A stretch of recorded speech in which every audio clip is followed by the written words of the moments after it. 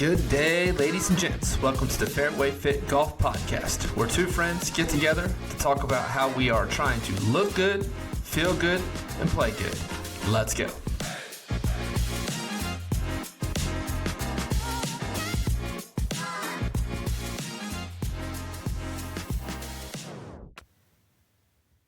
Season 3, we are back. Welcome back, Fairway Fit fans. We got Gray, we got back. We are back for our season number 3. We are back. I cannot wait for the golf season to get started. This is awesome to be back. We've had a long break, probably about 3 months since we've been on. We did have a bonus episode.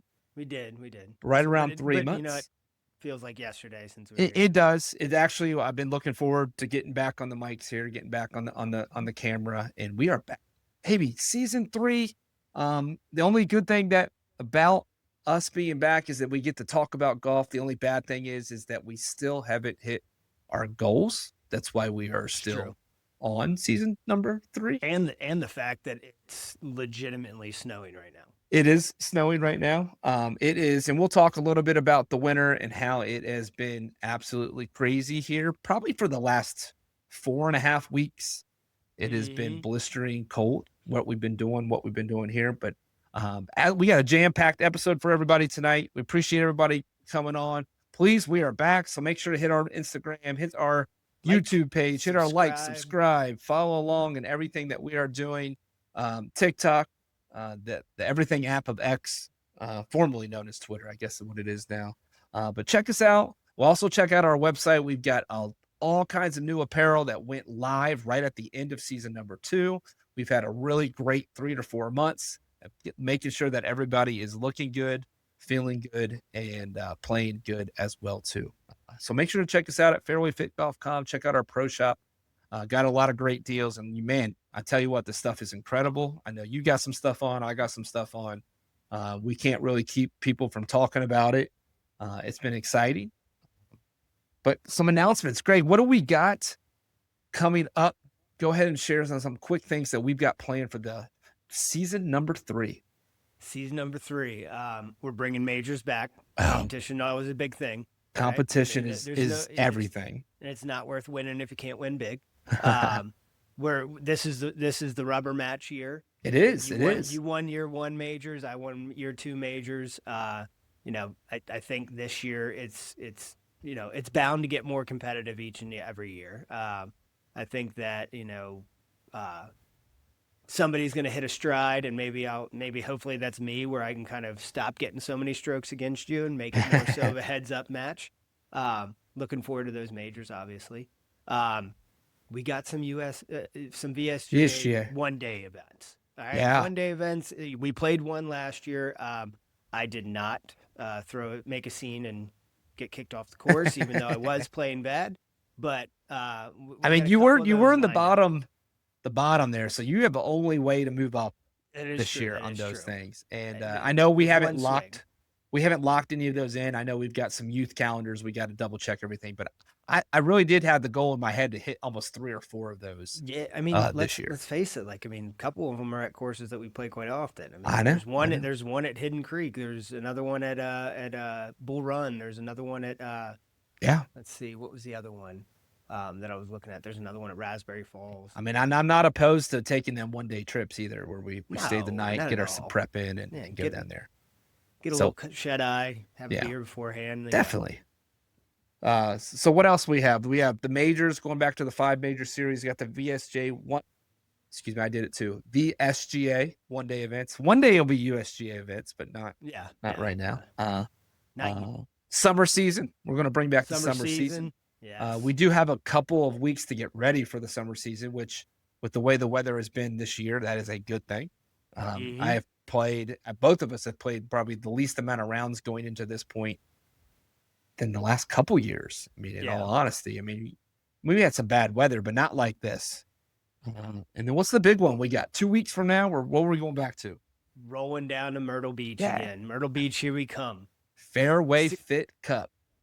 Technically 6 rounds, 5 cup rounds. Yep. Solid group of guys coming down. We got 12 this year. We're going bigger and bigger each year. Started with 4, went to 8 last year, got 12 this year. Team Anthony versus Team Billy. Yep. I can't say who's the returning champion because technically they were both on the same team last year, but we'll see how it works out and see how it plays out. Yeah, some off-season trades and stuff had to take place. I mean, new management taking over, but nobody got the franchise tag. Nobody the franchise tag. But yeah, check out our episode in a couple weeks. We will really dive deep into the Fairway Fit Cup. And then our other trip is later in the summer. What we got going there? Where are we headed? First off, it's kind of this small little place for Gents Cup. Some people might know it, but it's this small little place called Pinehurst. Pinehurst just rolls off your tongue really well. I feel like when you say it, you have to be like, I'm going to Pinehurst. You can't be like, I'm going to Pinehurst, baby. Yeah. You gotta be like Pine. It's like a soft, like so subtle. soothing. You gotta be soothing. It's almost, for lack of better terms, it's almost like sexual. Just like when it hits your lips, it's so soothing. You have to put on your cool voice. Like, I'm going to Pinehurst. Yeah, no, the late night podcast where we talk golf and we go to Pinehurst. Pinehurst. Oh, man, I can't wait for that. 36 guys going down there for Gents Cup. Dude, it's going to be amazing. I mean, we put on the Fairway Fit Cup. It's just 12 of us. It is a good amount of work, but I mean, we're talking triple the size to go down to that one. I can't wait. I can't wait for 2 weeks. Shout out to the commish for pulling it off. Yeah. Check out the commish. We had him on season 1. That's always a great episode. If you're just getting started with us, check us out in season 1. We talk a lot about him. We bring him on, talk about this awesome trip he's been able to put together. 15 years. This is year 15. 15 years. We'll get there. I don't know if I ever want to be that big, but we will get there in the 15 years mark. That's for sure. Because we are not going anywhere. So super, super excited for this year. We got a couple other things that are going to come up along through our season that we will touch base on here. Obviously, I'm finally making the move out to Western Loud, and maybe I'm not bunking in your bed. Oh, I'm not bunking in your bunk beds. I know, but I have a big boy job, sort of. But we don't have big boy jobs. Let's be honest. No, we don't. We literally just got a call that we're going into work 2 hours tomorrow for a dusting that just happened, and the roads are perfectly change fine. to a closure. I'm sure. I'm not going to argue. These are the days I don't mind. Now that wrestling season's ended, I don't mind those type days. Yeah. But making the move, going to try and make the joining Stonely a method of gaining on my competition. I know. We have built-in babysitters, so you just drop them off here as we head over. Sorry, Tyler, you can't play today. You got to be babysitter. They are getting a new fleet. I believe start of 2027. Golf cart. And so I kind of joked the other day. I was like, they're struggling right now, the carts, and I'm like, man, what if one just ended up at the house? I could wrap it. Paint it black, put a little Fairway Fit on there. But that'd be awesome. I know a guy that can do wraps. I know you would just come right here and we jump on that. We head over. But it has been nice. We have played a little bit of golf lately, even though we've had, I can't say we've had a ton of snow, but we've had ridiculously cold weather. I think, yes, we are getting about an inch or two today, and which has put us a little delay for us tomorrow at work. But I believe there's snow that has been on the ground for almost 4.5 weeks since our last major storm. So golf is a little bit far and few between outside.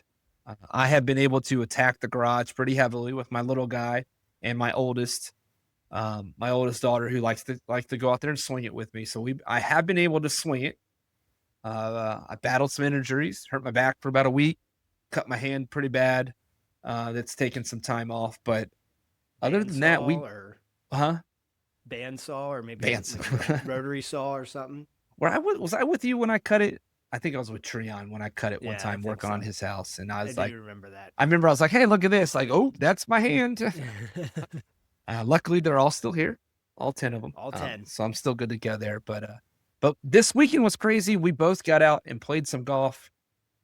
I don't think it's my first round of the year. It might be your first round outside of the year. Second round, okay. I went and played a freezing cold round with Shores in January, and it was it was like you couldn't feel your hands. I was playing with Brian, friend of the podcast, and I was like, yeah, man, it's our first time of the year. And he goes, it's really not. It just feels like it is. I was like, yeah, you're probably right. I mean, I think we did a little bit in January. I was like, I don't know. That's just considered last year. I mean, I'm ready to move exactly. to this We're year, moving forward. Bigger and better things. I know I played okay, hit the ball well, didn't score great. You know, indoor golf to chipping and putting. It's easy to putt on a flat mat. The stroke felt fine, but reading putts was just nothing went in. You played, I actually thought, you know, when you looked at your overall number, solid mid 80s round. But what happened? Fill everybody in on what happened, because I think there's some excitement about to come here. Well, I'll say it this way. I actually got to hit some balls before I played, and like I said, I hadn't hit a real ball into an open space since mid-January when I went with Shores.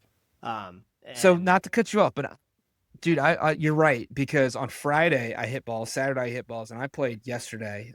We are on Monday here, and although I was hitting the shot and I felt like it was going the distance, I was like, man, the ball's traveling more than 3 yards. This is a little bit different here, and like it was just a little bit different. Felt great. Did you keep turning around after every shot? I will tell you that hit. That's a bad habit. I will say that's a bad habit. I don't think it's hurting me as much as it's hurting my little guy.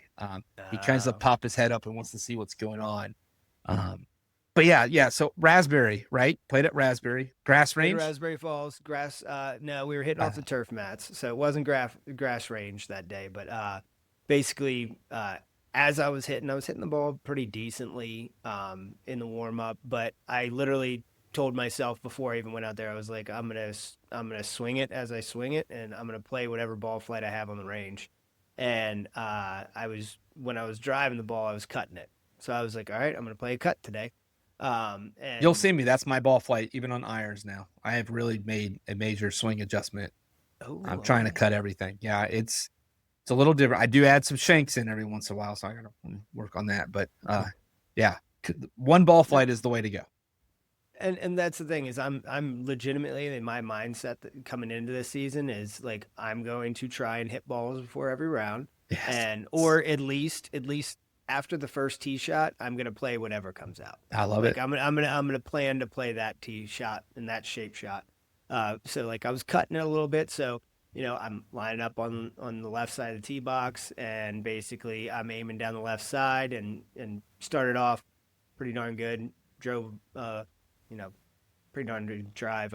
We ended up playing the whites. I was playing with Marquina. Yeah, I know. I knew you were playing up a little bit. You probably almost drive one. I was probably about 35. It is uphill. Out. It is uphill. Yeah, so. I caught the uphill, and I was about 35 yards out. But played pretty well. I think I was 3 over through 6. And the funniest thing that happened on the next hole is I got my first hole in one. Yeah, there it is. 20 points right off the bat. All right. Too bad it wasn't during summer season where it automatically get. That would have been an automatic win almost. What's great is that when you told me this, that you had a drivable par 4. You played it smart. Go up to the holes. It's a par 3, but you got to tell us, because this is not one of the par 3s when we talked about some of our best Loudoun County holes. Nope. But it is one that the course you played had 2 of them, I believe. 2, if not 3 holes that we talk about a lot. Now, we don't play this course. We've played this course a fair amount, but it usually is not in our budget that we want to just go over there and play. But so you're sitting at coming off a nice par, right? Parred on 6. But you got to tell us, man, what happened? What happened? So you're par 3, number par 3, number 7. Okay. It's an uphill par 3, and me being short, I can't really see the back of the green. Okay. But I can see the flag stick, and it's kind of like uphill, and then kind of the green slopes away from the front of that, and a little false front type stuff.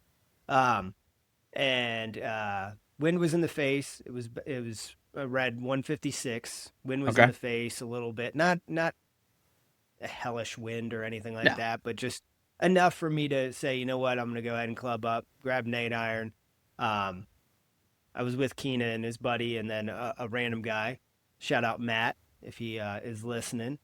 I love the random guy. I do. He was actually, once again, like I told you, I've said this for 2 seasons. Like I always luck out. Like never have like a schlub or some guy that's just like a stickler. This guy was just a cool dude. That's Like by awesome. the end of the day, like we were exchanging numbers. He was like, "If you ever want to play again, hit me up. I'll come out." Were you cart buddies? No, it was me and Marquita, Okay, and then okay. he was in his own cart, and then our Oh, buddy, okay. Keena's buddy Zach was in his own cart. Oh, they So do it gave right at us- Raspberry. Yeah, they did. So number 7, 156, win in the face, hit an 8-iron, and like I said, I was playing a cut, but this thing went kind of never left the pin the entire time, and like I was thinking, all right, I'm going to be on the right side even if I miss, type thing, or dead straight work though. Went dead straight, never left the pin. I saw it clear the front. I saw it hop once up in the air, and then I saw it disappear. And I'm short, I can't see. Matt was pretty tall, and Keena was standing in the back, and so was Zach. They all went wild. They were like, "It's in the hole! It's in the hole!" And I didn't believe it. I was like, "No." I was like, "Tell you the truth." The way that I like I didn't react the way that I thought I would. Like, Were you tempted to run and sprint like they all do on YouTube? I was, but then Tony Finau popped in my head, and I didn't want to dislocate my ankle a couple weeks right before Fairway Fit Good Cup. point. Now, You didn't want to pull an Anthony. Granted, he did just pop that thing back in and finish the Masters, which is nuts. But I did not. I was second to hit. Okay. So I literally I was like, I don't think I am. I think if anything, I'm beyond the green, like behind the pin, and I'm on the green, and I'm just uphill putt. I think I'm close, but I don't believe that went in. I made Keena and Zach hit. Zach hit, and I think he got on the green. Okay. And then Keena shanked his in the woods. He was like, I can't hit right now. He was like, I want to go up there. He's so excited. Because what's funny was right before it, we were talking about hole-in-ones and saying I never had one. I've never witnessed one. I've seen a couple people get close, but I've never witnessed one or whatnot. Yeah. I don't think never in my group I've had people like a hole or two in front or a hole behind me. Like I've heard them yell and different things, but never in my group either. And I don't have. Someone asked me, "Oh, you probably have one." I was like, I guess I've been close. I really don't remember. I mean, it's not like, not something where I was so close where I was just, a roll away. It definitely was a little bit further than that. Yeah. So we drive up, and Keena jumped out of the cart moving even before we got to the green. There's your Finau and sprinted over to him. And then as he basically jumped out of the cart and ran up to the green, he was already screaming. And he jumped out, he went, and he was like, he's going to wait. And he ran to the middle of the green, and I think he realized what he was going to do. He's like, no, I'm going to wait. You got to see it. You got to see it. And as we're going up, I decided to record a video myself as I was walking up, because I was still in no chance it's in there. And lo and behold, like my ball mark was probably about 2 yards from the hole, if even. And it Bounce was like forward. one hop drop right in. Nice. And there's my ball there. And, unfortunately, as my 5-year-old daughter, where I recorded a video and sent it to my wife thinking that she would watch it and then play it for the kids, I think she played it right away. So that night at bedtime, I was asked by my 5-year-old daughter why I used a bad one. Basically, after that, I had to call my boy Eric that I got balls from, because as he stated beforehand, he gave me some free sleeves of his balls for his company, and he was like, lose them. He was like, it's free advertising for me. And I told him, I had to text him. I was like, hey, I apologize. I said the free balls you gave me just are going to be locked up because I just got a hole-in-one with one of them. He talked about it too. So. The next hole, I will say I was riding Cloud 9, striped to drive, had a good shot, approach shot, and almost birdied it, but 2-putt par. And then I blew up on 9. I think the adrenaline rush dropped. Coming down. I snapped one into the OB on the tee shot, dropped. put one in the bunker, had like 2 shots to get out of the bunker. I ended up quadding 9. So Yeah. I shot a 41 on the front 9 when I probably should have shot somewhere around 38, 39. 38, Yeah. 39. Yeah. But that's all right. I mean, that's awesome, dude. Hole 1. I mean, you ended up about 86, 87, which, let's be honest. Playing the last 3 holes in pretty much pitch blackness. But let's be honest. I mean, if you would have said in January last year, you're shooting 86, 87, I mean, you would have taken that in a heartbeat. Yeah. So, I mean, obviously a lot to look up for as far as scoring. Shout out to Raspberry Falls. When we walked in, they were basically locking the doors, shutting everything off. And the guys that I were with when we opened the door, like, he was like, "Hey, we're closed." And they were like, "This guy just got a hole in 1 on number 7. In this round, we got to have 1 beer." That's pretty cool. And he opened up the bar, gave us 1 beer each, and we sat out on the back patio, had it, and then went home. So I had to go home because Brody was sick at that time. And once again, another North Heart sick, but he was sick, so I had to go take care of him. It's weird because we've talked in the past, like, would you rather have a hole in 1 or shoot in the 70s? And I until you got it, I probably would have easily said, 70s or low 70s or whatever it may be. But now I feel like, oh man, Greg's got a hole in 1. I maybe it's my turn. I need a hole in 1. I need to go ahead and out and get a hole in 1 too. But that's awesome, dude. Congrats. Good round. Gives us a lot to look forward to. I will say we have a new rule at all of our trips now. And anytime we play is that we do have to film par 3s. Par 3s. We just have to. I mean, you can't go out now without having it on video that you made a hole in 1. You just can't. Now, granted, my 2 worst fears didn't come true, so I was happy. I was not by myself, and you were not playing I had top witnesses, flight. and I wasn't playing a horrible ball. So luckily, I had a good ball that I can clean up, and it's got my blue dot, and my blue line on it. There you go. It's got his company's logo on it, but whatever. Hey. And just turn it around. So, dude, that's awesome. Congrats to that. First hole in 1. I know that's a pretty good feeling. Good start to the year. Like I said, got to be ready to get out on the golf course again. I mean, you've got to be itching to get out there. So it's awesome. But yeah, man, more to come. Hopefully we have one more. Maybe we have like holing out's one thing, but hole in 1, man, that's top notch stuff right there. So, all right, so moving on to our last topic. Like I said, we're not going to talk about us today. We're not going to talk about our goals. That is later on for our next episode. We're not going to talk about what we've got planned on how we're getting better and how we're getting that weight room back and that mobility, and something we do always try to bring in a little bit to our show. Talk about some stuff that we both have had to kind of overcome with some back issues. I mean, we're getting old. I mean, it's plain and simple, getting up there in age. But we are going to talk about hot topics. All right. I was telling my buddy, like the store where the people have the eyeliner. Do you remember that? That like hot topics right next to Spencer's, next to Spencer's. Man, there was so many things that if my parents knew what I was actually looking at in Spencer's and not the stuff they thought I was looking at, they never would have let me go in that store. Novelty teas. Like I will say this: anybody that knows me that has listened to the show has known me for a long time. I went through a point in my life where I wore nothing but novelty tees. And I can see it. The novelty tee with the white long sleeve underneath, like that phase of your life. I can see it. Probably like mid 2000s. Was there a early chain? 2000s. Was there a chain on your wallet? I never wore a chain on my Never wallet. got to the chain. No. Never did that. But I mean, I had the Jinko jeans. I had a novelty tee and all that type stuff. So I mean, okay. My style has somewhat grown up. I had the baggies, but I don't think they were as baggy as Jinkos. I never actually rolled the Jinkos. But I was one of the first to do the cargo shorts, and I remember people always ask you, "Why are you wearing khaki shorts?" It's like, you'll like it in a couple of years, and I was like, I wanted to deep down because my mom told me to. Like, because I need extra pockets. Yeah.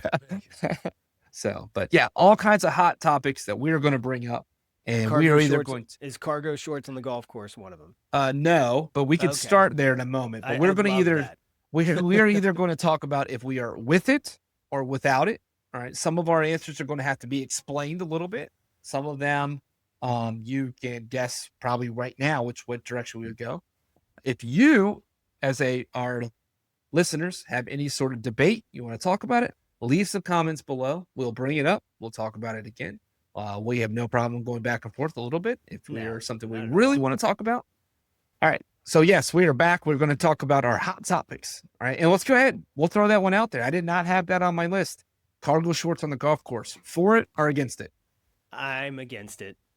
I'm against it as well too. All right. I don't care if you're wearing this is my one thought process. If you're wearing cargo shorts on the golf course, one, you're probably new to golf. Two, you're probably doing it just so that when you're in the woods looking for your ball, you're picking up 19 other balls. And you don't, or like the guy that like comes with his shirt like this, and he's like got them all in his shirt. Hey, look what I found. I'm up on the day today. I'm definitely not losing golf balls. Oh, that's one of the biggest like I'm new to golf thing. I'm up on the day if you walk out of the woods and have 72 balls. All right. So I got a couple. I got another one. I don't know where some hot spots are on South Riding or anything like that, but you'll find them easy. Everything's cut down right now too. I actually came out with some in my pocket the other day.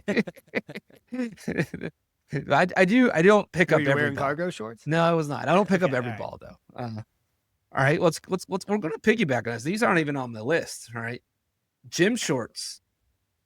On the golf course. I've worn them. I know you have, and they are super comfy. I will say. But so you're for it? I'm for, as long as they look like, I don't think like the Adam Sandler gym shorts. I would say the basketball but like shorts. Right. Like, I think basically a well-fitting pair of, like, athletic shorts that, mine have a liner, and basically they look very similar to some of the golf shorts I own. Well, liner's more than what you have in your other ones, so that's always a bonus. But I would say I am against it. I am not a fan. I know of the gym you weren't shorts. a fan of it. You weren't a fan of it at all. Not a fan. I know some people who've done it that don't deserve to be on a golf course, so I guess maybe when I think about that, and yeah, but he's super athletic though. So I mean, that was the one guy. Jordan Spieth, and all them. They were playing in bathing suits. Yeah, but that's completely different. That's a different moment, and we're not talking about an everyday round. If you're striping it and you're shooting 71, that's true. You wear whatever while you you're want. Hammered and in a bathing suit. I mean, more power to you. I mean, my guy at Tiger Woods 2K, whatever it was, he was definitely in a wife beater, so we were good to go. Am I allowed to even say that anymore? That's probably not even. Yeah, it's probably not PC, but whatever. That's what it's called in our generation. It might be called a tank top now. But another one to piggyback on this. Okay. Golf ball in your pocket or no golf ball in your pocket? I go back and forth. No, let me rephrase that. Extra golf ball in your pocket. I knew exactly what you're saying. You walk to the tee with 2 in your pocket, or do you walk to the tee with 1 in your pocket? I go back and forth with this. It all depends on how I'm playing that day. I'm 100% against it. I know you are. And I'll tell you why. Why you have another ball in your pocket? I'm just in case. I tell you why. All right. If I'm a basketball player, it's just like that coach that says, follow your shot. I don't shoot to go follow my shot. I shoot to make the shot. Yeah. I expect to make the shot. Now, there's obviously times where you need to follow your shot. Don't get me wrong. I understand that. All right. But when I walk to the tee, I'm not expecting to hit it in the water. And I've hit plenty of balls in the water. I will still hit plenty of balls in the water as I keep going here. So I am against it. No ball in your pocket. Play the one ball. I'll take the 30 seconds and go get a ball out of the cart and go from there. So no ball there. All right. So let's go ahead and get to my actual list. But here you go. Tennis players, professional tennis players, always got an extra ball in the box. But they don't just play with one tennis ball in that sport. They don't play with one tennis ball. I mean, there is I get it. a dozen probably they go through. And they got ball boys left and right. That's what I'm I love when the ball boy gets hit or falls over. Those are some of the funnier videos. No offense to them, but all right. So here we go. Hot topics. Let's get on some ones I actually wrote down. Okay. Kind of easy one. Are we playing ready golf or are we playing honors golf? All depends. Okay. Friendly round. Like, I will gladly say, hey, your tee box, if they're saying, hey, we're playing ready golf, okay, we'll play ready golf the rest of the day. Competitive, like if we're playing the VSGA one-day events, obviously I'm playing by the rules and giving honors regardless of it. Yeah, but even that, we usually play together in those. I think Gents Cup and Fairway Fit Cup, same thing. Give them honors and let them go. So especially when there's hammers thrown or there's bullets used. I definitely in more competitive rounds, but I am more of ready golf unless you birdie it, you deserve to go first, or eagle or hole in one for you. Yeah. You better be teeing off first on the next one, unless you make a big. I don't think I did. Yeah. I think I was just like, because actually I think I told everybody like, good. Y'all got pars. Bye. Let's go to the next one. I do think number 8 at Raspberry is one of the harder holes, golf holes, tee balls anyway, on the course. So, but anyway, yeah, I'm usually let it go unless you make a big stink, and then we just play. So the form. All right, another one, pretty easy one. I think everyone could probably guess this one. Music on the golf course. Oh, I love it.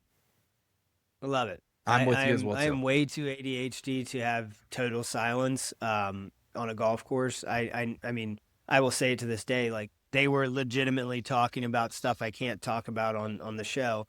Like, while I was swinging my swing for my hole in one, like I perform better when there's background noise. I mean, as long as somebody's not trying to mess us up. Hence, right now I'm performing well with this going couple on things in the going background. On, yeah, I don't know if they can pick that up or not on the mics, but yeah, music on the golf course. Now, I'm not a huge fan. I don't need to hear your music from 3 holes away. Like, yeah, I get that. That's I get too that. much. You don't need a gigantic boom box, but a small speaker, give you some background. Yeah. Like, I would still like to hear somebody yelling at me from afar. I like to have the conversation. Have to yell to the guy that I'm riding with. Yeah, I like to have the conversation still with who I'm riding with. I mean, it's still the social piece. I enjoy it as much as well.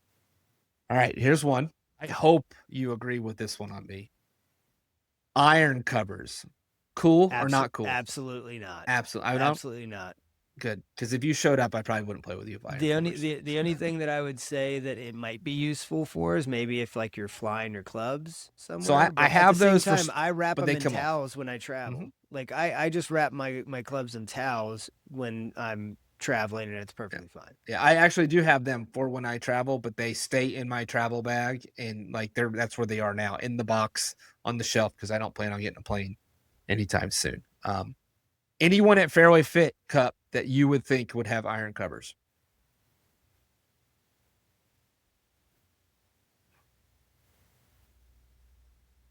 I mean, now you know pretty much all of them. You've played golf with pretty much all of them. I could see, like, except Matt. That would be the only one I don't know if you. I've never played golf with him. So. I've never played, but I don't see him doing it. No offense, I could see Billy pulling it. Possibly. He does. I mean, he's got the brand new PXG. I know, and I thought about putting. Care of him. You always see those PXG reels too, and I've thought about putting that on here, but I didn't want to offend anybody. Honestly, I don't really feel like as much as I don't want to say this, but I feel like as much as we have in that tournament, I don't think anybody is like cares about their clubs enough to not think that like they're going to replace them someday. True. So like they're not irreplaceable where I have to care for them. I don't know. They can't clink together at all. But I don't know if it's. I could kind of see my brother wearing them. Or not wearing them, using them a little bit. I mean, he's got some weird head covers. He would probably put a wool sock on each one of them. He does have some wool ones. But yeah, so iron keeps them warm. Keep those faces warm. I'm not a fan. Don't bring him to the golf course. Leave him at home. You can travel with them, but not to the golf. Yeah, travel is okay in the back of your car maybe, but pull them things off. Don't even set them in the cart with them. Exactly. All right. Another one. And obviously, this is a pretty easy one. If you check out our website, Fairway Fit Golf, go to the pro shop. This is something we actually sell for you to not only work out with, but use on the course. Hoodies on the golf course. Yes. Yeah, I am too. Yes. Now you're a little bit more of the regular sweatshirt guy on there. I kind of like the performance type hoodie. I got you. But like, I mean, me, I'm a baby when it's cold. Whatever's going to keep me warm is going to be good enough. And I don't need as long as it's not too loud. Exactly. I don't need the big logo, gigantic logo. No, I don't like need that. A big, like, I'm thinking of like, you remember the Big Johnson t-shirts and like the No Fear shirts. Yes. Like those type things. I had my those fair type share. Logos on the back or front, like too big. Yeah. No, not on the golf. The ones I'm getting at the gun show, might as well not bring those ones on there. I'm not bringing those off. All right. Let's go talk a little professional golf. LIV golf, PGA Tour golf. We got to choose one. I mean, there's pros and cons to both of them. I mean, I think LIV golf is more so of like the show. Like you're having a good time, you're having drinks. I feel like LIV Golf is the Waste Management Open every weekend. And it's meant to be interactive with fans and stuff like that. But they're not any more interactive than a PGA Tour exactly. player. Exactly. But I think that just like I would prefer a PGA Tour event rather than a LIV Golf event. Yeah, I listened have not to been to either, but I do plan on trying to go to one this year. Yes. Well, LIV's the only one that's close this year. But, Yes. yeah, I actually already have tickets. So I've been to both, and I listen to a lot more podcasts than you do, and especially a lot more on professional golf. If I ever wanted to play on one or the other, I would always say my dream would probably be PGA Tour, although I can't really turn down the big money that LIV was giving away, so I don't blame those guys for doing what they did. But going to both events, they're very similar to me. Like, I actually don't think they're that much different. I don't really care about the music being on or off. Like, but you can actually see at LIV events, there's a couple groups that they got turned down on that tee box because those guys didn't want it, so they kind of know when to have it on, when to not. PGA Tour, there's just so much going on when we went to the one last year that it really wasn't a huge deal one way or the other. But if I had to choose for the quality of golf, I'm going to PGA.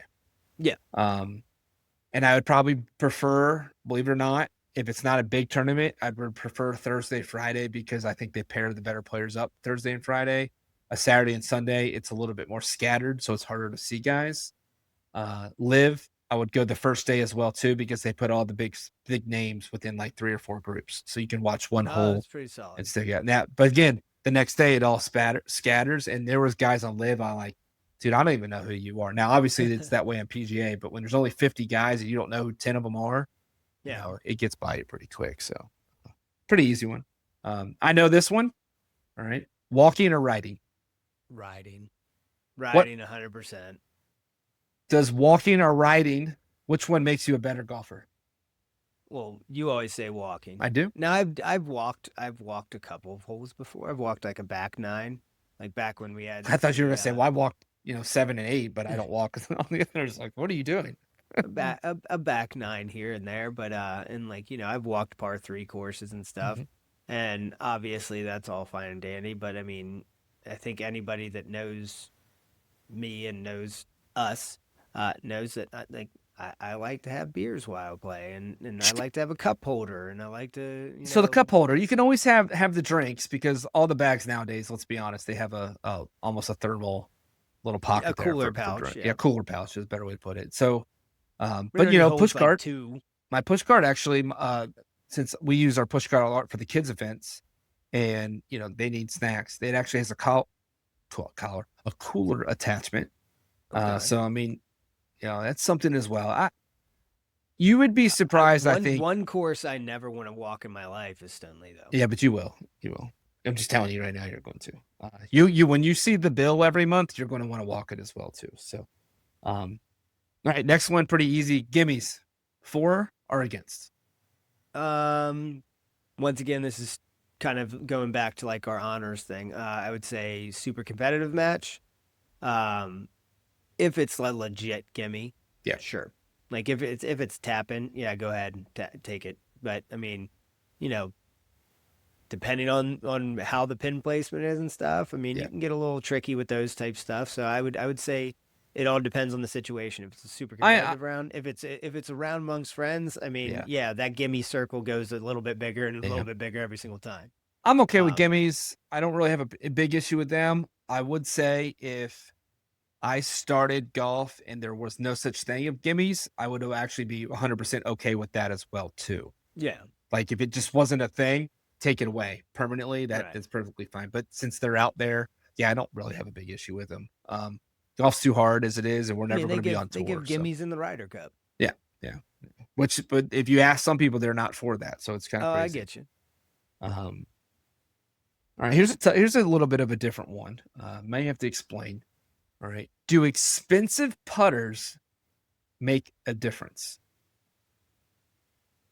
Well, I mean, I told this to Keena and on Saturday, but I mean, you can have a brand new $500 driver and still have a $2 swing, and it's not going to make the world of difference. It might make you a little bit straighter, but you're still going to have mishits more often than not, because if you have a horrible swing, it's probably inconsistent and you're not having the same. Don't matter if you're hitting the Spalding or the Callaway. Exactly. Now, like, I mean, if you're taking a putter from the putt place and then you're replacing it with let's say Spider, a top flight putter that's actually like a legit putter, costs you maybe like $150 or $125. I mean, there's going to be a difference there.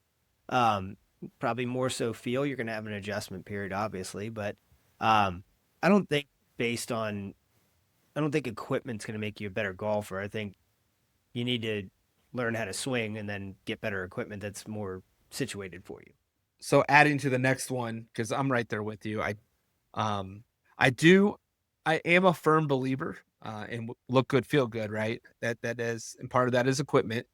True. But I'm a firm believer that you're better off trying everything and figuring out what works, because if you don't ever know and say, oh man, if I just had a Scotty, I'd be a better putter. Well, then go buy the Scotty and see if it really is.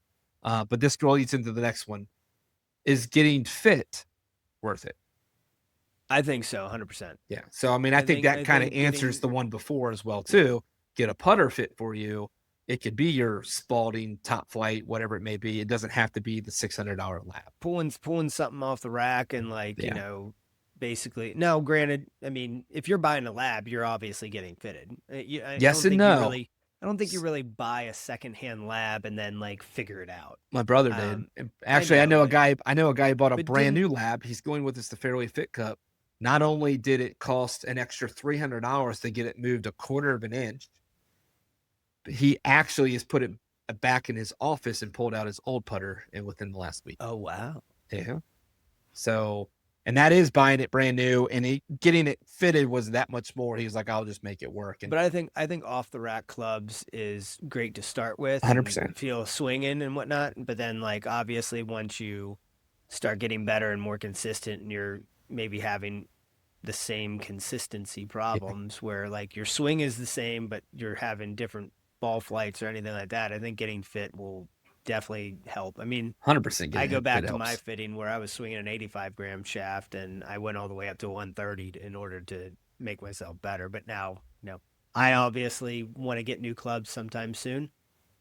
Don't know if that's going to happen this year with buying the new house, but at the same time, it's gonna be tough. I would go back and get fit, and I wouldn't walk in with my numbers from my last fitting. I'd be like, hey, here's what I have. What can we adjust? I mean, exactly. Yeah, I'm pro fitting. I actually wish I had the finances to go get fitted for better driver shafts, because I think we're at a point where a shaft could make a huge difference in a lot of different things. I mean, you hear about it on the tour and all those guys. I really want to test one of those TPT shafts. The new ones, like the single like roll one where it's no spline and everything like that, and it's got flex, but it's got also light. Like it's, I don't know. I mean, if you ask, drive guys are doing it. But I think if you ask the tour guys, they'll tell you, and with the drivers, pretty much with everything, it's almost more shaft than it is the head itself. Shaft and setup. Yeah. So, now heading back on the equipment side, blades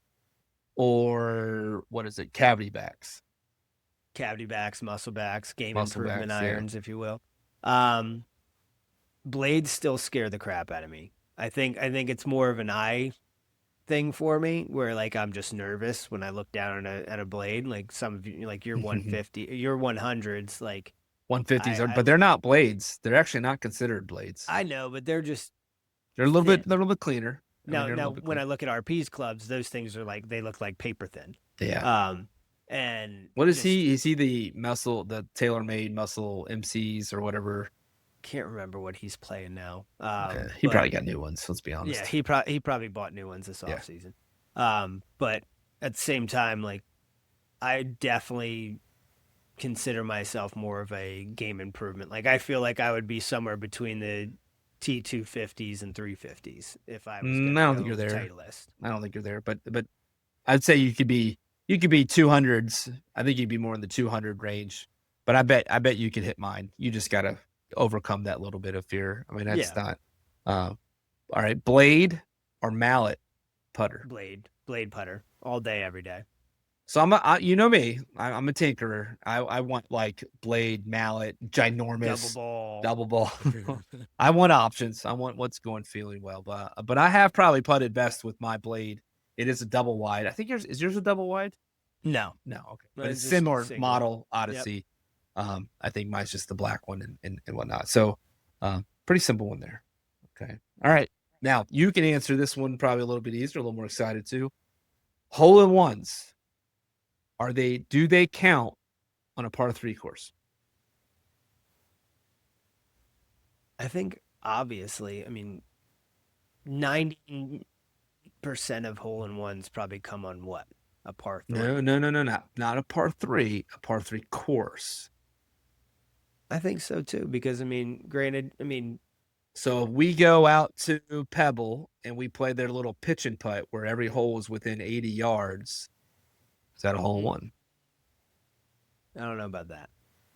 That's a good question. Because there's different types of par 3s. I would agree. What would be I guess the question is like, what would be considered a par 3 that is a hole-in-one challenge? Like, so the one that everybody talks about, 110. The one that everybody talks about at number 7, Pebble Beach, to do the the online or the sim.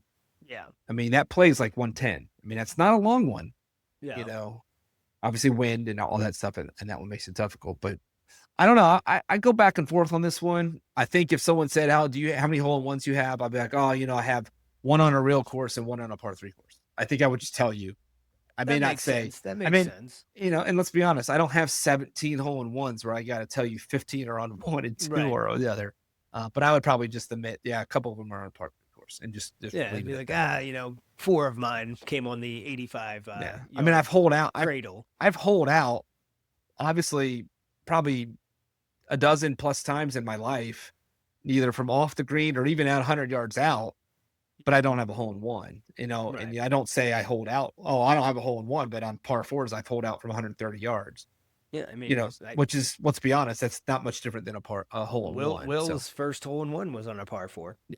Well, that's still that. I would definitely tell you that one. I may even say, man, it was playing deep. It was playing long. We played the tips, wind in the face. All right, TGL, pro, are for it or against it? I love it. I think it's kind of cool to watch during the off season, like when things are slow and everything like that. It's good to. I think it's a little more upbeat than watching something on the TV. Like if I'm watching a round on the TV, it's slow. It's talking like this. I think as we're talking, it's actually on TV right now. I believe they were doing. Tonight. I get it. I record it, and that's something I throw on to watch late at night. And I'm a fan, definitely a fan. I like what they've done this year. The holes, they're a little on the extreme side, but I don't think they need to stretch it anymore. I think where they're at right now is pretty good. I like to see some more, not just the same ones over and over. I think they can mix it up a little bit. All right, this one could be. I wonder if they're limited though with that green, because they can't have like. Well, the green just turns around. The par 5s and 4s. What it does to get to the green doesn't really matter that much, right? They're playing one in a cave now. It changes like undulation and everything like that too. So it's got to be limited on certain things. Yeah, but I'm okay with the green. Just change the hole. Yeah, like the par 4s and 5s, not the par 3s. I guess you're right on that one. All right, so this one's going to be kind of said differently, but playing it up in the fairway. Basically rolling it in the fairway. I think depending on like the conditions, yes. Even if you hit it in perfect conditions and you land in a divot. Well, yeah. I hate the whole divot rule. Stupid. Well, that's the same thing. So it's a kind of a 2-part, but not a 2-part. Like I would say rolling in the fairways like 100% if you're in a divot. Yeah. We don't get paid to play. Right. We're paying to play. We might as well give ourselves the best opportunity to score well. And obviously you're not improving your lie, but I don't want to be in a divot while I'm trying to make my approach shot or something like that. Now, granted, if it's like soggy conditions and your ball's plugged, yes, lift clean in place and all those type things. I 100% Well, plugs the agree, rule, rolling so in the that's not fairway. that's not that big of an issue. But yeah, True. I think I'm with you. Like, I think if you look back, if anyone's interested, and you check back season 2 when we had the pro Steve Pierce on, and we talked about this a little bit. I'm really prone, like, you get to place your ball on the tee box wherever you want. You can put it on the tee, put it on the ground, wherever you want. You have a big area to place it. You get to pick your ball up on the green. You get to place it where you would like. So those are two places. Not where you would like, but like how you would you'd like it. How you would like. Those are two places where right next to the hole. But those are two places you're supposed to hit the ball from or play, right? So why not the fairway? Why should I not be able to get a preferred lie in the fairway? Now, I understand if I'm off the green, I play it as it lies, right? Obviously, wet condition, that's a whole different story. Right. But why not the fairway? Why not play it there too? So I'm a big believer. Go ahead and roll it in the fairway. I don't care if you're playing Augusta or you're playing, Sterling Park. Well, Sterling Park, it's a par 3, so it doesn't have fairways. But you never know. You might catch one fat. But I'm okay with rolling it in the fairway. We are not getting paid to play. Exactly. Let's go ahead and roll with that. So, all right, here's one, a little bit strategic one. All right, what is more important, course management or the fundamentals of a golf swing? Or just the golf swing? Don't listen to fundamentals. Course management or the golf swing? What's more important? I think ultimately, just going back to what I said I did on Saturday, it's course management. I think basically, like, I can have how many times have I said it that when I played with Steve, like, and he was playing a slice, and like he would hit it the exact same thing over and over and over again. But he was aiming perfect and putting himself in the fairway. So I think basically that goes back to like swing your swing. So I think course management, basically put yourself in a position to not miss into danger. And obviously I went through the whole 2 years of trying to find a perfect swing and have always reverted back to what feels natural and try and make it better and try and make it more consistent to the point where I know exactly how I'm going to swing. I know I'm not going to have the most beautiful swing in the world, but at the same time, like, if I can be consistent in that and know exactly what I'm going to hit, then that's obviously to be next level, right? You both are extremely right, 100%. Right. But I think I could take a 20 handicapper, and he could play a golf course and shoot. Let's just say he shoots 100. I guarantee if I go out there with him and go over just the small course management things, we're improving our score. Now, are we going to shoot an 85? No, we're not. Are we going to shoot a 96, 95? I think very easily you could do that. I think that is very easily do. So, course management, extremely important. I think we are at a level where both are important.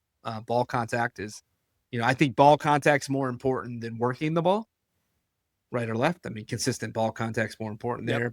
But I'm with you on that one. Course management is extremely important. All right. So what hurts more? 3 putts or double bogeys? I've had a lot of both this past season. I think 3 putts have a tendency to hurt my heart a little bit more than double bogeys, because obviously, like, one, I pride myself in being a good putter. 2, I think you can you're bound to have a double bogey every now and then.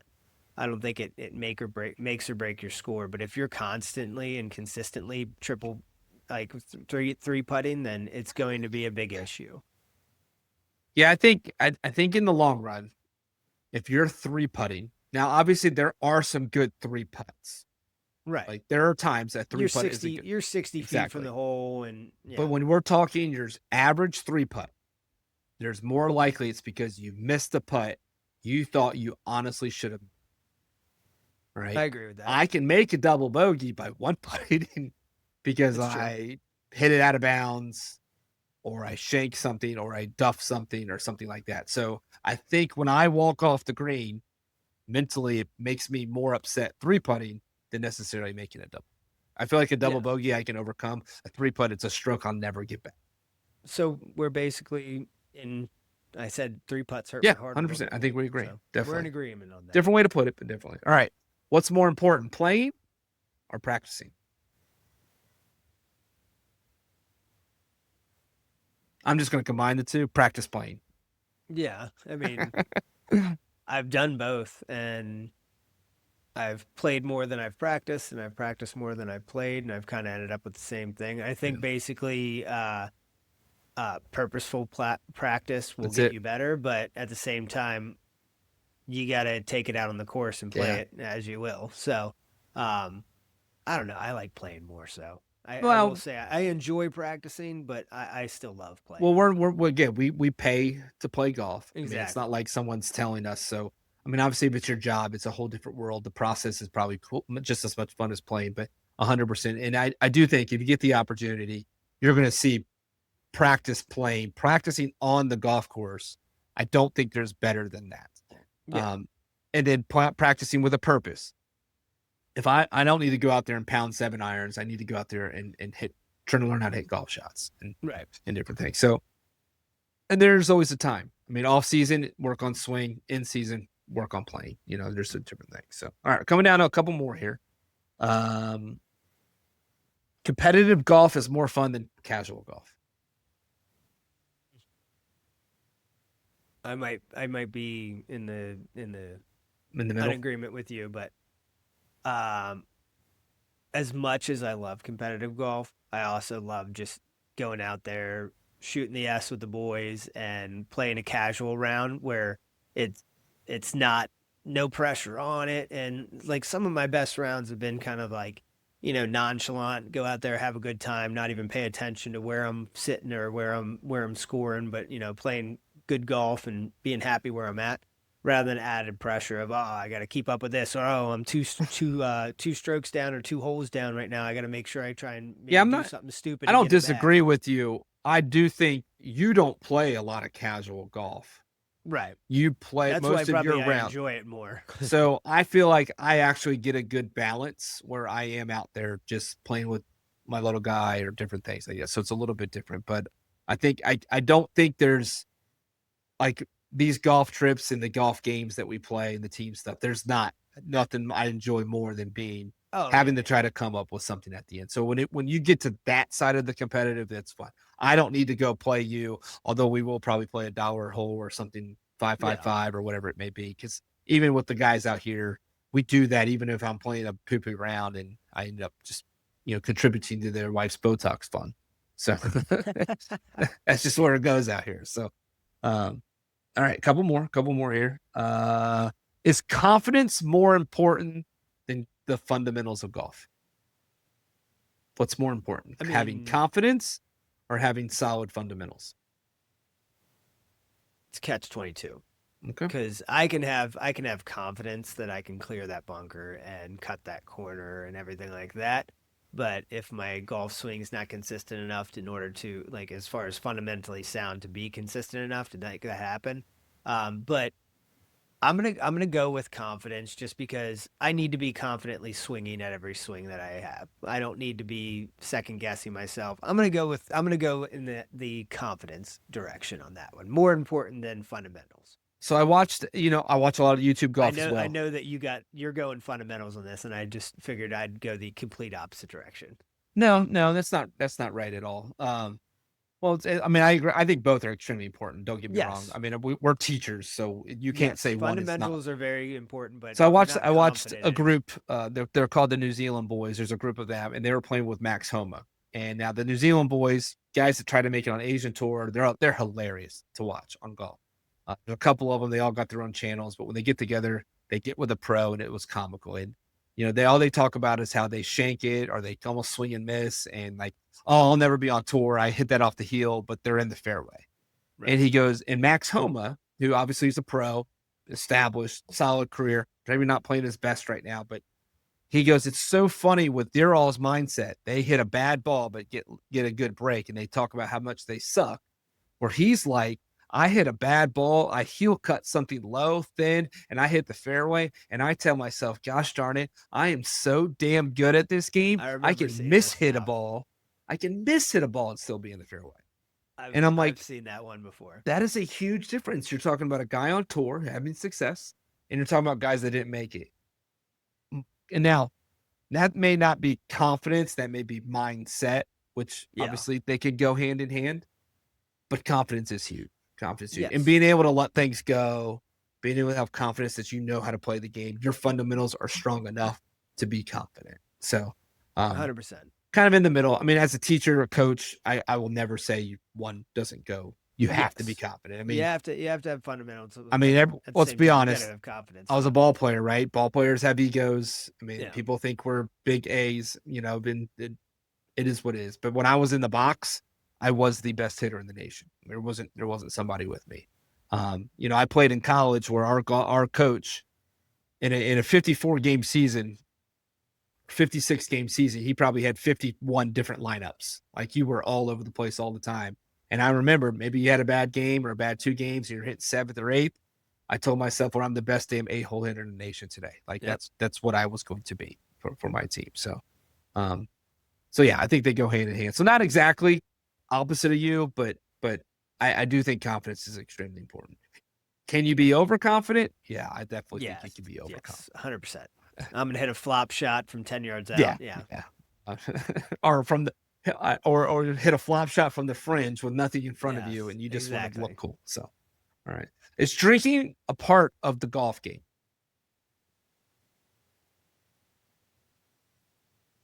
No, but it makes it more fun. fun. For you, I would say yes. Yes, I would say for yes. But believe it or not, like I've been curving that a little bit, and you know, it's not all about going out there and crushing 12 beers and 18 holes. It's like, I think that's the point. 5 or 6 throughout an 18-hole round is pretty solid. Throw in maybe 1 or 2 fireball shots, and you're good to go. That means we're making birdies, so hopefully more than 1 and 2. But I'm with you. Believe it or not, I got tossed a fireball shot right before my hole in one. So maybe I need to start taking it before the hole. You're the pre fireball shot. We need to work on that. So, but I'm with you. I have no problem enjoying a few beverages, but I'm not one that needs to not be able to stand on the 16th hole because you're so, and and we go on trips where guys get that way, and that is fine. That's up to them. But I enjoy myself. I have no problem doing that. It is a place to relax, and you're with your buddies and everything. But last one, and we're gonna wrap things up. I still love those playing with those guys that will. I love seeing them. That many. I love seeing them. Playing with them. I don't mind playing against them. I don't want them on my team because. Last one, pretty simple one. Is golf cooler now than it was 20 years ago? That's a tough debate because who was cool 20 years ago? Well, I mean, Tiger was 20 years ago. Exactly. Golf was pretty dang cool back then. See, I would say I would say that it's gotten better just because like the TGL and the LIV golf and everything like that, and that it's more popular and more cool to golf, and especially now that it's such a young person's game, with the music and everything like that. But at the same time, like 20 years ago, like Tiger Woods was like the Michael. But even 20 years, let's just say 2000, like we're finishing the high school time. Golf was cool, but it wasn't like cool like it is now. Like it is, everybody plays golf. Like, and you golf? Weird. Yeah. I literally tell my high school kids that don't play golf. I was like, that's all right. You'll grow up one day. Right. I mean, you'll grow up one day. Like everybody plays golf. Everybody plays golf. And if you don't, you should play it. Keno already is I've coached with him for, I don't know, 10 years now or whatnot. And he just started playing last summer. Did you get hooked? Why didn't you get me into this earlier? And I was like, I tried. It's like I've asked you. You just said it was stupid. You thought it was for goofy pants and a big ass. Talk to my neighbor, the accountant.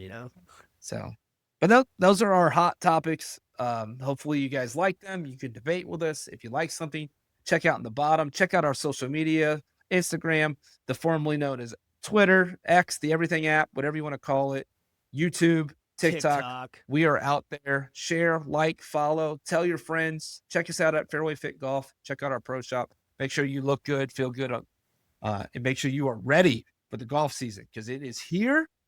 We're looking at snow on the ground today and 80 degrees in 1 week from today.